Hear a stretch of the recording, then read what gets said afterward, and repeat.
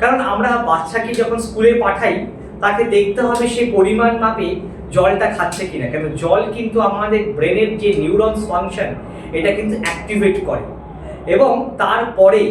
কি তাকে দরকার শুধু পড়াশোনায় সে বাড়িতে এসে হোমওয়ার্ক করছে কিনা এটা দেখা না, সে বাড়িতে এসে তাকে এটাই বলা উচিত যে সে সকালবেলায় স্কুল গেছিল,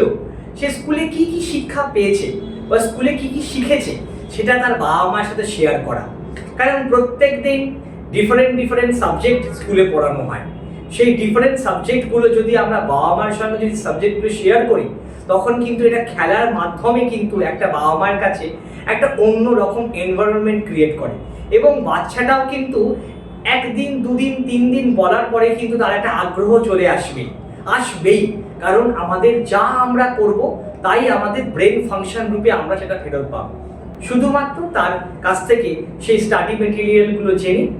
আর তার মনোভাব যে সে কি করতে চায়, সে কি আদৌ তার বাংলা সাবজেক্ট বা